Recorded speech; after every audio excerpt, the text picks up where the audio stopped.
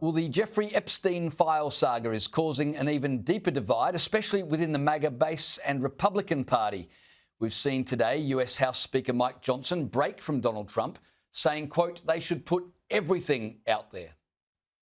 It's a very delicate subject, but we should put everything out there and let the people decide it. I mean, the White House and the White House team are privy to facts that I don't know. I mean, this isn't my lane. I haven't been involved in that.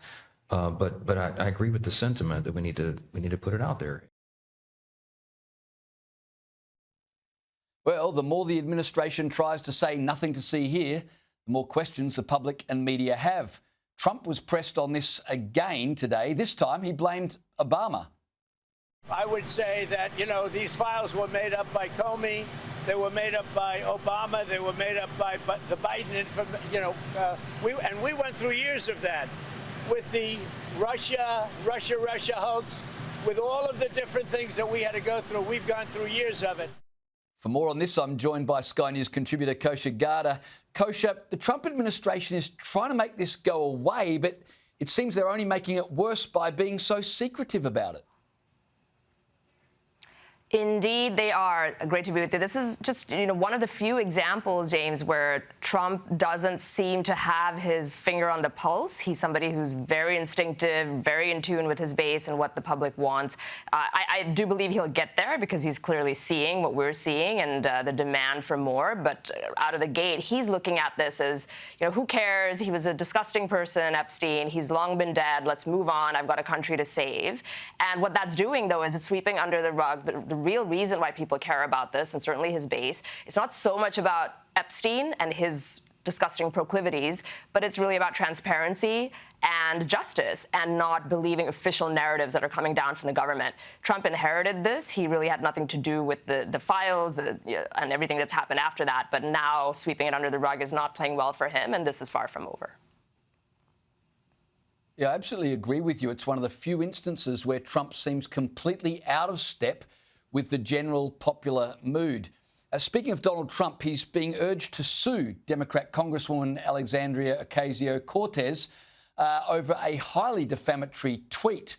AOC wrote, "Wow, who would have thought that electing a rapist would have complicated the release of the Epstein files?"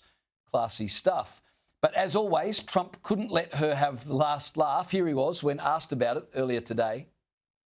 AOC, look, I think she's very nice, but she's very low IQ. And we really don't need low IQ. Between her and Crockett, we're going to give them both an IQ test to see who comes out best. Kosha, it's not likely Trump is going to take legal action, but it's quite the statement to be making about the president, which begs the question, does AOC just think she's untouchable?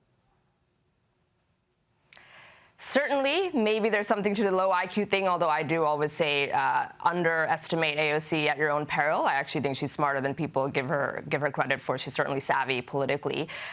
It is highly defamatory. It's very difficult in the U.S. to get a judgment in terms of libel laws against public figures because of the First Amendment. However, the reason people are pointing towards that is because George Stephanopoulos of ABC News did the same thing, kept using that word, which is legally incorrect because the case they're talking about, the E. Jean Carroll case, they found him guilty of sexual abuse, which is legally very different from rape, and he was throwing that out some 10, 15 times, George Stephanopoulos. Trump sued, ABC settled for $15 million and some other public apology and covering his legal fees, and that's why there's interest in this to go on offense, just in general, against all these people and the lawfare that they subjected Trump to. But I think it's interesting that politically he's deciding not to give her comments more oxygen and instead just dismissing her as low IQ. I think politically that's probably the wiser thing, and that's why for now Trump is not wielding his legal sword, though we know he's certainly not shy to do that when he wants to. Well, the other person Trump accused of being low IQ was Jasmine Crockett. So let's hear from the Democrat Congresswoman who believes her... Texas has always been found to be intentionally discriminatory. What this legislature historically has done is what they plan to do again, is to dilute the voices of people of color in order to make sure that they can get to where they're trying to go. I need people of color to understand that the scheme of the Republicans has consistently been to make sure that they mute our voices. Kosha, Jasmine Crockett has been labelled a gift for the Republicans. I can't imagine why. And never forget the time she made fun of Texas Governor Greg Abbott, who was paralysed from the waist down after an accident when he was 26. She made fun of him for being in a wheelchair. Have a look. We in these hot-ass Texas streets, honey. Y'all know we got Governor Hot Wheels down there. Come on now. And the only thing hot about him is that he is a hot-ass mess. I tell you what, the tolerant left don't get much better than that, do they, Kosha? They certainly don't. She is considered to be a gift for the Republicans because she's sort of all of a sudden, her stars is rising in terms of airtime that she's getting. She's all over the place. She's weighing in on different issues. She's eyeing potentially a run for Senate, which would be a higher office in Texas, so she hasn't declared that officially. And she's definitely ambitious, and she's putting herself out there, but those comments do not go well, did not run well, will not age well, certainly what she said about the governor there. And in terms of redistricting and all that, that's the playbook. When all else fails, go for the R word, racism. And so that's what obviously she's going to run on if she decides to pursue her higher office ambitions. Well, she's certainly got plenty of friends in the Democratic Party if that's the standard. Kosha Gada, always great to talk to you.